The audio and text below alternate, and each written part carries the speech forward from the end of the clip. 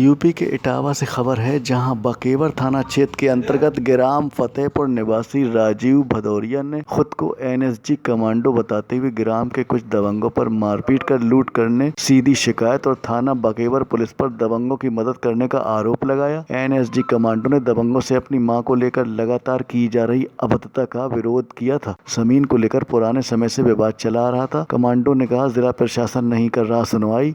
ऐसी black cat commando Rajeev Bhadauria मेरी sir Ahmedabad में पोस्टिंग है और सर मैं फ़िलहाल अपनी माताजी का इलाज कराने आया था। अच्छा, यहाँ कहाँ रहते हैं? मैं सर ग्राम फतेहपुरा थाना बकेवर में रहता हूँ। क्या वजह रही कि आपको आज कप्तान साहब से मिलने आना पड़ा? क्या वजह? सर वजह ये रही कि मेरे साथ सर मारपीट हुई है, जिसकी मैं FIR करने थाना बकेवर में गया हूँ और मुझे आश्वासन दिया गया कि पुलिस कार्रवाई होगी।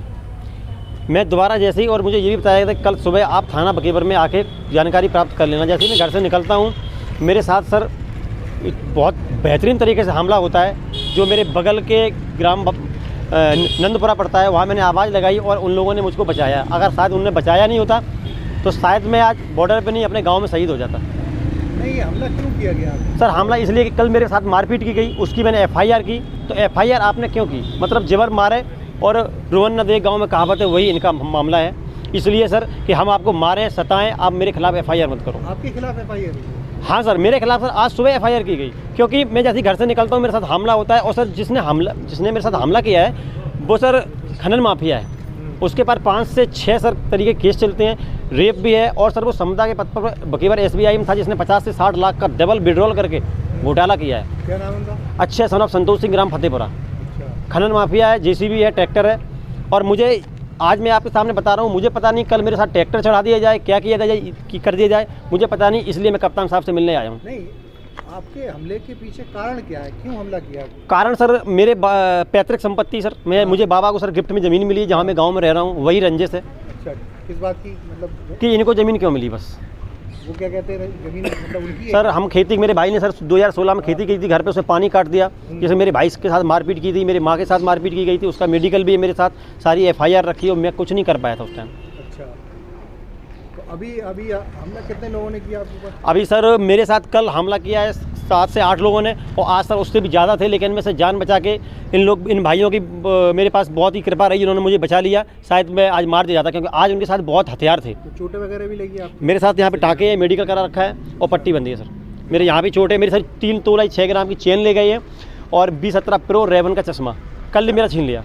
अच्छा, ये जो हमला हुआ, आप एनएसजी कमांडो है, तो आपका जो डिपार्टमेंट होता है, आपके विभाग के अधिकारी हैं, उनको आपने संपर्क करने की कोशिश नहीं करी? सर संपर्क करने की कोशिश तब करता, मेरा सर मोबाइल उन्होंने छीन लिया। क्योंकि मेरा मोबाइल इसलिए छीन लिया, मुझसे पहले मेरे भतीजे के साथ मारपीट कर रहे थे, उसका मैंने वीडियो उसे मोबाइल में कैद कर लिया था। अच्छा। हाँ, और इन्होंने सर मेरा मोबाइल छीन लिया। और प्रशासन से क्या, प्रशासन तो लोकल पुलिस से, हम जब छुट्टी पर रहते हैं, लोकल पुलिस ही सिविल वो करती है, लेकिन पुलिस नहीं करती सैनिकों का कुछ। मेरे साथ आज तक मैं आपसे मिलना चाहता हूँ। उन्होंने बोला मुझसे शाम तक 6 बजे तक मिल लेना। मैंने साहब मैं आपसे मिलना चाहता हूँ, पता नहीं कल मेरा मर्डर हो जाए।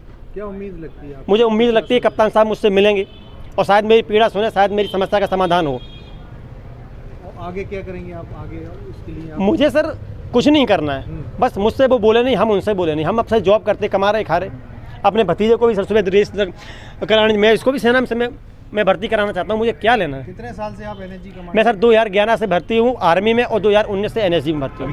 अभी वहाँ आप अहमदाबाद में हैं, किसकी सुरक्षा में? सर अहमदाबाद में कोई भी VIP जाता है, PM से लेकर डोनाल्ड ट्रंप तक, जब मोटेरा स्टेडियम में आए थे, मैंने उनको सुरक्षा दी। और देश में अगर कहीं भी आतंकवादी हमला होता है, उसके लिए सर, जैसे ताज होटल में मुंबई में अटैक हुआ था, उस लिए सर, उस कैसे हमले के लिए सर हमारा उपयोग किया जाता है।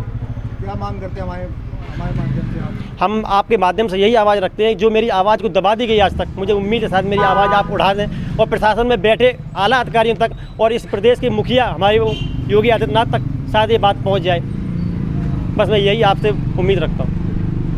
राजीव भदौरिया, ग्राम फतेहपुर, थाना बकेवर, 20 जनवरी 22 को थाना बकेवर में अपने विपक्षी अजय प्रताप सिंह व अन्य पर मारपीट करते हुए अपना सोने की चेन आज छीनने का आरोप लगाते हुए मुकदमा अपराध संख्या 74/22 धारा 394 504 IPC पंजीकृत कराया है।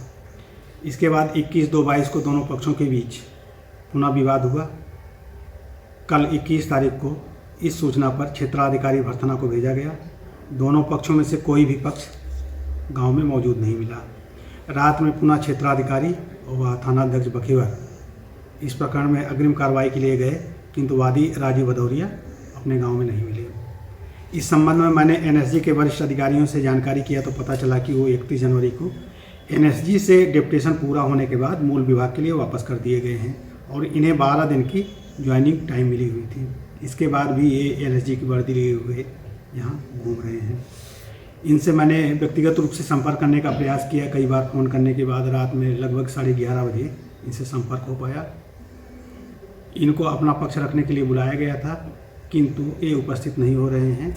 इस बारे में पूरी जानकारी करने पर पता चला कि वर्ष 2016 में नाली को विवाद को लेकर के इनके बीच में विवाद पहले हुआ था। जहाँ तक लूटपाट की घटना की बात है, ये सही नहीं है। दोनों पक्षों की बाइक टकराने को लेकर के विवाद हुआ था। इस प्रकरण में पुलिस द्वारा अग्रिम कार्रवाई की जा रही है।